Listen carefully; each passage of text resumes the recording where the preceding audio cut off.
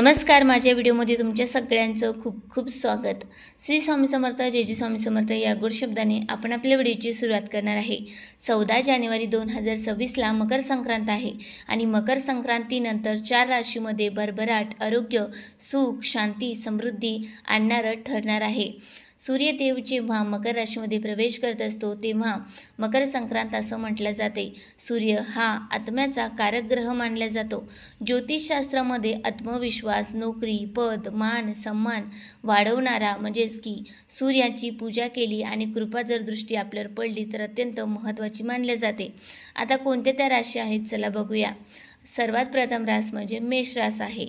तर हा जो काळ आहे म्हणजेच की मकर संक्रांतीच्या नंतरचा जो काळ आहे त्या काळामध्ये कोणतंही काम जर तुम्ही हाती घेतलं तर ते केलं तर कौतुक तुमचं होणार आहे। त्याचबरोबर पगारवाढ होऊ शकते, पदोन्नती होऊ शकते किंवा मग नवीन नोकरीसुद्धा तुम्हाला मिळू शकते। व्यवसायामध्ये सुद्धा तुम्हाला फायदा होण्याची दाट शक्यता आहे। आता मेष राशीच्या लोकांना तर 7.5 आहे किंवा शनीची दशा चालू आहे, परंतु सूर्यदेवाची आराधना केल्यास, उपासना केल्यास, पूजा केल्यास, त्याचबरोबर दान केल्यास अत्यंत फळदायी तुम्हाला ठरणार आहे।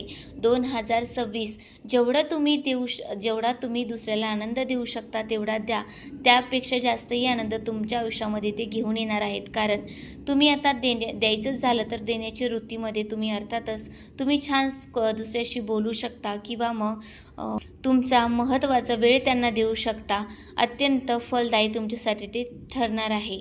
त्याचबरोबर दान धर्म नक्की तुम्ही मकर संक्रांतीच्या दिवशी करू शकता। दानामध्ये तुम्ही वस्त्र, पैसा, अन्नदान कोणतंही दान तुम्ही करू शकता, जशी तुमची इच्छा असेल तसं। आता दुसरी रास जी आहे ती आहे वृषभ। वृषभ राशीचं मकर संक्रांतीनंतर भाग्य अनुकूल ठरणार आहे। त्याचबरोबर नातेवाईकामध्ये भाऊ, वडील यांचा पाठिंबा सर्वात जास्त तुम्हाला मिळणार आहे। आत्मविश्वाससुद्धा तुमचा वाढणार आहे। त्याचबरोबर तुम्ही धार्मिक यात्रा किंवा धार्मिक स्थानं जे आहे त्याला भेट देणार आहे। धार्मिक स्थानाकडे तुमचा जास्त वळ यावर्षी राहणार आहे। त्याचबरोबर जोडीदारासोबतसुद्धा तुम्ही खूप चांगला वेळ घालवणार आहात। 2026ला तुमचं मन अगदी आनंदित राहणार आहे। नातेवाईक, कुटुंब या संबंधित तुम्हाला मोठं पाठबळ मिळणार आहे। तुम्ही जगाचा विचार न करता घरातील शांतता कशी टिकून राहील याचा विचार जास्त करावा। त्याचबरोबर आळसापासून तुम्ही दूर राहायचं आहे। कोणतीही वेळ असो आपलं नवीन काम किंवा योजना तुम्हाला आखायच्या आहेत, नक्कीच त्या लाभ देणाऱ्या ठरणार आहेत। तिसरी रास आहे ती आहे सिंह रास। सिंह राशींच्या लोकांचं जे आहे मकर संक्रांतीनंतर खूप महत्त्वपूर्ण कामं होतील। शत्रूंवर तुम्ही विजय मिळवणार आहेत आणि जे काही कोर्ट कचेरीचे कामं असतील किंवा कायद्यांची कामं असतील ते व्यवस्थित सुरळीत पार पडणार आहेत। व्यवसायातसुद्धा खूप चांगल्या पद्धतीचा तुम्हाला प्रगती झाल्याची दिसेल। आर्थिक स्थितीसुद्धा सुधारण्यासाठी मदत होणार आहे। जे काही तुम्ही स्वप्न याआधी बघितलेले आहे ते पूर्ण होण्याची दाट शक्यता आहे। नोकरी, व्यवसाय यामध्ये यश प्राप्त करण्याची सुद्धा दाट शक्यता जी आहे तुमच्या राशीनुसार मानण्यात आलेली आहे।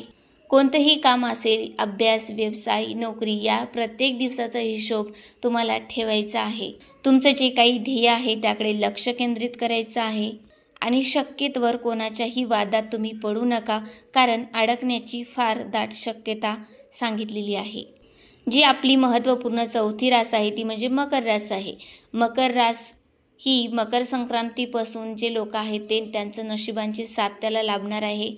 तुमच्यामधलं जे आत्मविश्वास आहे त्याचं बल मात्र खूप मोठ्या प्रमाणात वाढणार आहे। त्याचबरोबर तुम्ही जिथे काम करणार आहात तिथे तुम्हाला प्रोत्साहन मिळणार आहे। सूर्यनारायणाची उपासना तुम्हाला या महिन्यामध्ये सर्वात मोठ्या प्रमाणात करायची आहे। पूजा अर्चना करायची आहे।